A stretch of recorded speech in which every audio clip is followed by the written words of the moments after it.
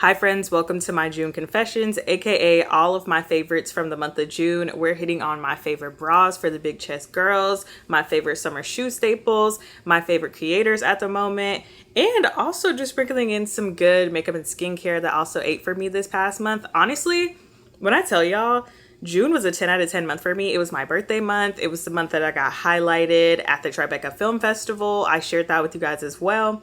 And it also was just full of me seeing my girls and just hanging out, building building on my content, really just like getting in my bag. And I'm just so appreciative to have been able to share that with y'all and also to have been able to experience it. But I'm not gonna do too much yapping on the upfront. I'm gonna just go ahead and slide into the skincare and makeup. Okay, y'all, let's talk through a couple of my skincare and beauty favorites from June. If you saw the shorts I made, a couple of these that were actually featured in that as well. And also, if you follow me on Instagram, I have my recaps that I do that feature. I do like 5 products out of the month that ate. And these are basically the products that ate for me. I'm going to be honest, like a lot of them I have been running down for the last couple months, I would say. But June, they really just stuck out to me. So first up are 2 face products from Dew. Now, Dew is a small independent owned brand, I'm pretty sure. And they only have about I want to say 4 or 5 products. I would have to fact check myself.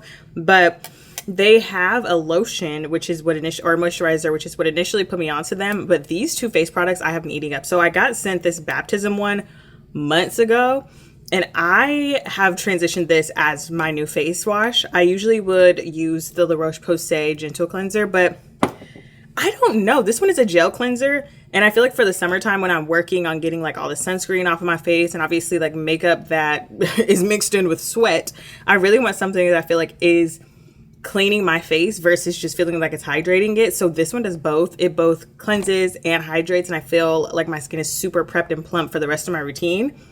And then this also has a similar goal as far as like getting everything off of your face. This one is just an oil cleanser instead. So this one is like the main goal is to quite literally get the makeup off of your face.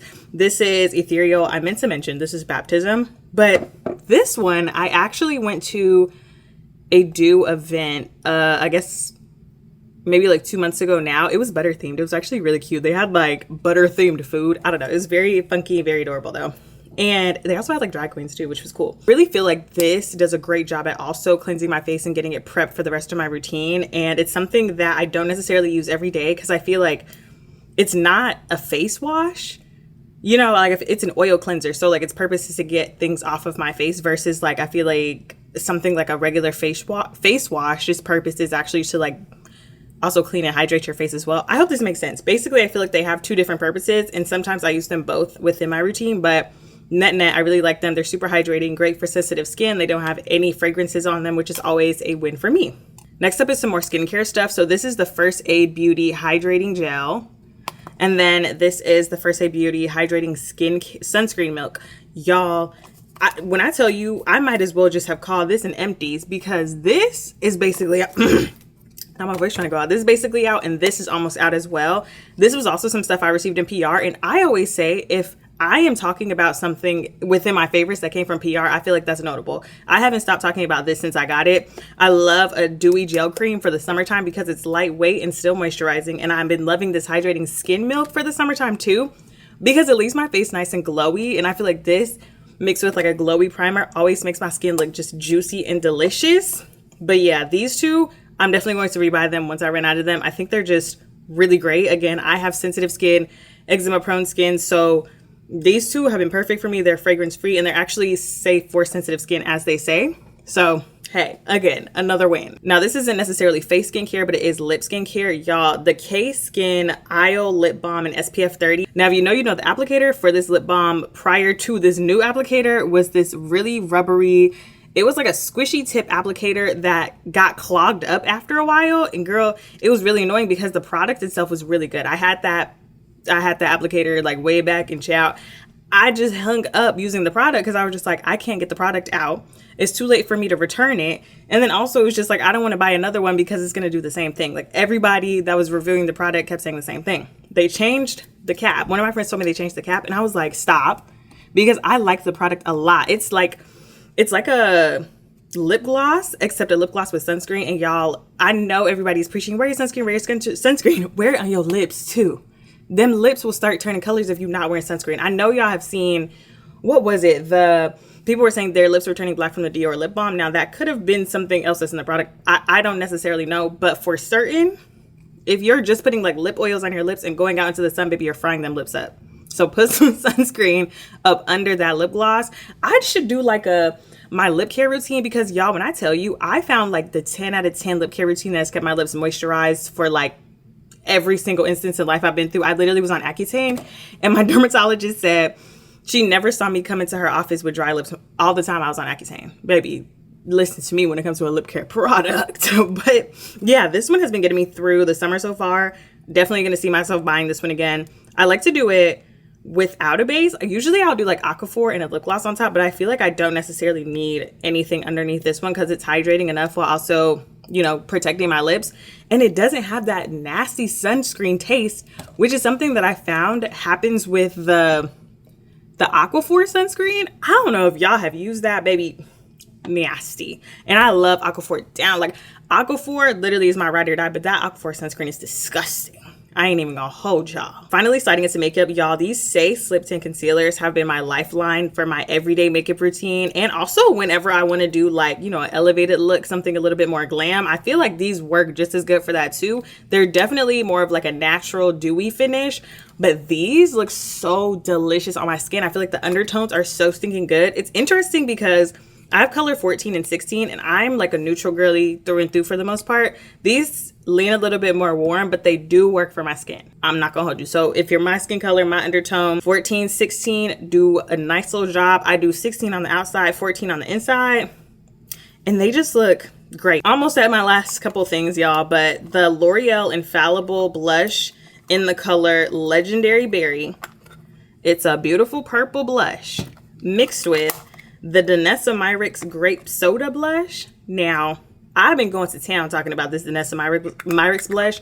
At this point, I think I am this blush's biggest fan. I'm going to be 1,000. I have been eating up a purple blush, and I didn't think that I would. To me, purple blush looks scary. I ain't even gonna hold you. And I feel like it's something that looks like it would be better on darker skin tones. But y'all, I have it on today. I have the combo.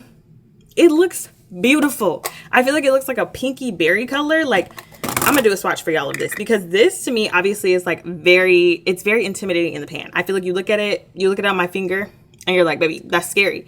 But when you put it on and blend it out, it's this beautiful like pinky purple color. It's gorgeous. It's literally gorgeous. And I feel like this has worked for me from transitioning to spring to summer. And I know it's gonna be so good for fall. Oh my gosh, with like deeper, warmer, richer colors in my clothing. I just know this is gonna eat.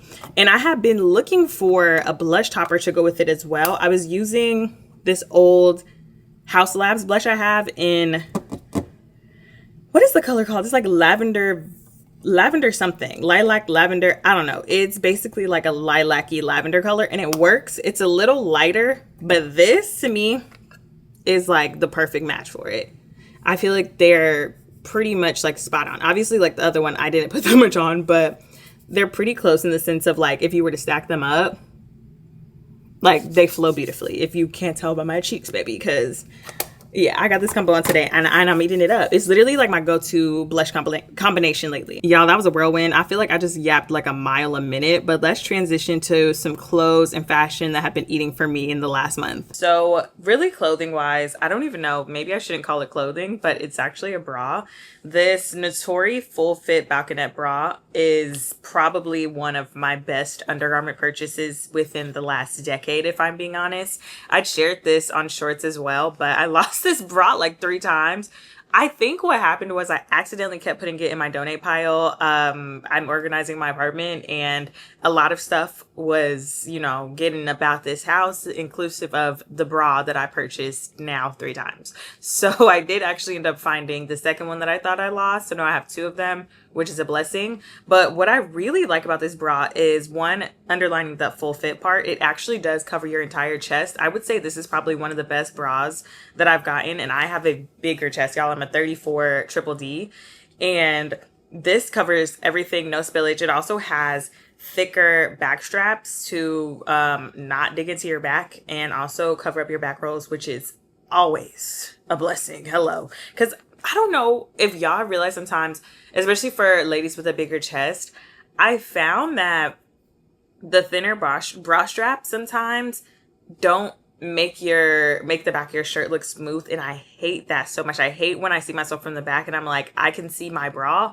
and I can see my back roll popping out from under my bra, and that's not cute. Versus this, because it's thicker, keeps everything nice and smooth. Also, the straps aren't necessarily like thicker, but I haven't had a problem with them digging into my skin. So if you are on the hunt for a bra that is actually worthwhile, covers your body, and makes you look really nice, I've also found that under shirts, it just looks so flattering.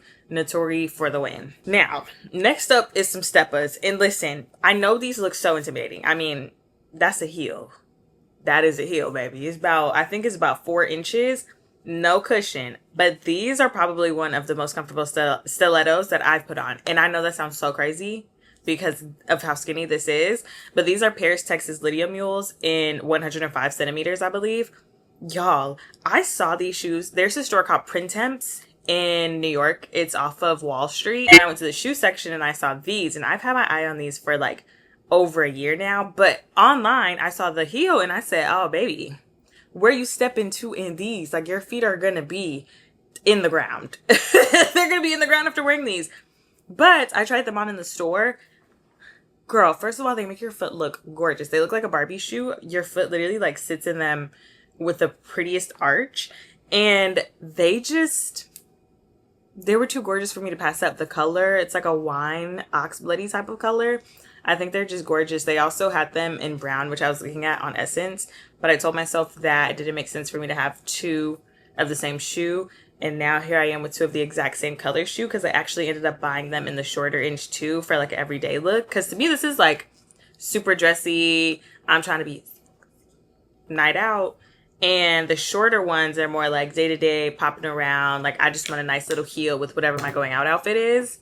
So they basically look exactly the same with a shorter heel. Another shoe that I have been ranting and raving about for like the last month and a half, the Adidas Taekwondo May sneaker. Y'all, this is like a dream. Honestly, if they were tabby, this would be an 11 out of 10 for me. But I love that they're basically like a girlier version of the Samba. I also love that they have ribbons that you can tie up your leg. It's basically a ballet sneaker, except it's elevated. Because I've seen a lot of ballet sneakers and I'm just kind of like, oh, okay, that was a choice too. I think that Adidas really hit they really hit the ball out of the park with this one. They come in white with black stripes as well, and they also come in a silver. But I still think that they're in that in between of something that's not a heel and it's not a sneaker, and it's just like, I guess a flat, but not like a ballet church flat, like them old nasty church flats that your mama would make you wear down to church. This is like an elevated version, and I 10 out of 10 honestly recommend them. But yeah, those are my shoes and I guess underwear picks for the month. And I really feel like I'm about to wear all of them down for the next year plus, if I'm being honest. I think it's safe to say June was an exceptional month for me, y'all. Honestly, if I could relive it, I probably would.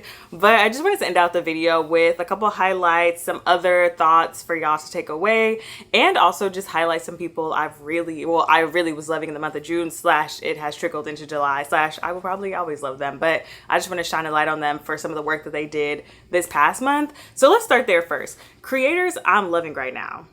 Natasha, I think her last name is Mathurant, and also my girl Nyla Aqua, baby, they have been on a world tour across Europe, the Middle East, North Africa, and I think that's it. But either way, that's a lot. They've been on a 2-month, they're going on a 2-month world tour. So June was their first month, and I have been eating it up, y'all. They've been posting travel videos. If you love travel content, definitely check them out on TikTok, Instagram, and both of them are on YouTube as well. I'm not sure if they've posted their travel vlogs on YouTube yet, but I have to go check it out. I've just been keeping up on TikTok and then their stories. I'm loving it. Literally, they went to, I think, was it Turkey? They stopped into Turkey for 1 day to get on hot air balloons. And tell me why they woke up at like 2 a.m. and they're in the car with the guy that's taking them to the hot air balloon place. This man is like, oh, y'all ain't getting on. No explanation, just y'all ain't getting on. I'm like, well, this is scandalous. It's just, I don't know. I love, because I guess because I'm a creator that does travel content in like a very Netflix limited series show-esque way, and that's how it feels like their trip is. And I'm super appreciative of them for sharing, because number one, I'm nosy and I love a good story. So definitely check them out. Let me know if you guys watch either of them. I think that they're both great creators, even outside of the travel stuff that they're doing. So obviously y'all saw my trip to Chicago, but I did want to highlight a couple of the restaurants that I ate at in Chicago. I mentioned it in my video too, but Sunda, oh, it's just Southeast Asian. So I think it's actually like a fusion of a couple of things. It was 10 out of 10 delectable. It was shareable plates. So if you're going with like a bigger group of people, I think that that'll be an excellent place for y'all to, you know, get a little cue, get a little bite or two, get a couple drinks. And then also, May Tavern, baby. I'm always gonna go. When I tell you, every time I go to Chicago, I always step into that place. And then we literally went twice on this trip because I got a meal that was so good. I usually get like the, it's like a cafeteria plate of food. So you get potatoes with this sauce that you can only get with this plate, eggs, grits, fruit, and a meat. So sausage or bacon. It was so good. I was like, friend, I fear we have to run it again. And we ate it again the next day. And I love that my friends don't, I love that they don't hit me with the, oh, why are we eating at multiple places on a trip? Like, we need to be trying multiple things. No, if they think something is good too, baby, they're going back as well. And then we also ate at, me and my sister ate at Abba, which is, I think it's Mediterranean. 10 out of 10. We had a short rib hummus that was very good. I had a beef short rib dish that was also very good. It had pomegranates in it. I love a dish with pomegranates in it.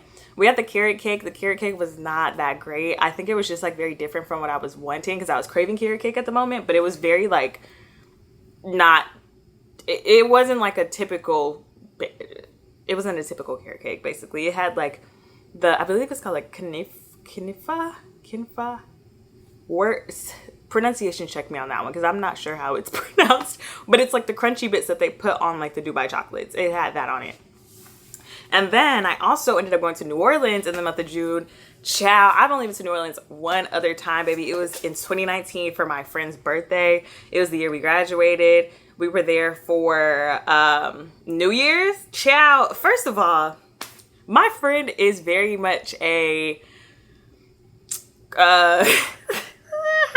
she's like a big tarot card person, so like this is her vibe. So mind you, it's like about to be the countdown to New Year's Eve. We're all trying to be on the stage at one of the clubs down to Bourbon Street. She's over here trying to get her cards read in the middle of the street, which she in fact did. She was like, I'll meet you guys. We ended up getting on a stage at a club. This girl really, like, I'm telling you, the Red Sea parted. She came through and made it on the stage with us. And that's basically how we brought in the new year. But fast forward, this trip was a lot more calmer, y'all. I'm telling you, all I did was go there and eat and sleep. And then I did a gator tour as well. That was pretty fun as well. I don't know. Initially, I was kind of like, ooh, gator tour, like, baby, don't let me get eaten. And then the guy doing the gator tour was kind of like, they're not like that. Those are crocodiles. Like, alligators are a lot more chill. Granted, like, they still gonna tear you up if you mess with them. But he was like, they're very lazy animals. So, like, the chances of them just, like, randomly attacking you is very low. But I ate at Murrow's. I got red beans and rice, the yams, the oysters Murrow from there. The yams were probably my favorite part of the entire meal. Delicious. Like, delicious. I honestly was just gonna order a side of that after. I said it previously, I love to re-eat some food on a trip. Bearcat CBD. Chow, for brunch. The whole menu was so good that I was like, I fear I could have eaten here for breakfast every single day, but I know that's not what I need to be doing. I ended up getting the lobster daddy, which was basically like lobster with crawfish gravy over a biscuit. I got grits. Their grits, best grits on the trip. Ooh-wee. Grits was good AF, y'all. And then I also got a pancake. I know that was a lot of food, but like I broke it up. I was being a taint greedy because all the food sounded good. And then we ate at Loretta's. I just got regular beignets. They didn't have the sweet potato beignets. I wish I could have got the sweet potato ones, but the regular ones were just as good. Oh my God, them beignets were so good. But I did get sweet potato beignets for Monday. I ordered them on the Uber ride back to the airport, child. That was crazy. Girl, I'm still thinking about them sweet potato beignets. Oh my gosh. And then we also got crawfish. I had like a crawfish boil in the park. So like crawfish, sausage, corn. And then Paladar 511. I got a Wagyu steak that was really good. But y'all, yeah, New Orleans will be seen about me. That's basically the net of that. Let me know if y'all have eaten at any of those places. I know I told y'all I was going, I was headed down there. So that's the update on that trip. Not too much to share. I didn't vlog it because, baby, I was probably asleep for half the trip. Anyway, that's basically it, y'all. That was the month of June. I'm excited to do this again for July. July has already been a really, good chill month. And I feel like I'm just living my best life. I'm about to go see Beyonce, as y'all will see. Well, technically you're going to see me in this outfit again at the end of next week's vlog too, because baby, I'm literally headed to the airport, but I was like, I did not close this vlog out. So y'all will see a repeat of this. Very chill. I just needed to throw something together outfit to the airport. But anyway, y'all, let me know what some of your favorite things from the month of June were, whether it be creators, products, experiences. I want to hear it all. I'm curious. But in the meantime, I'm going to see y'all soon.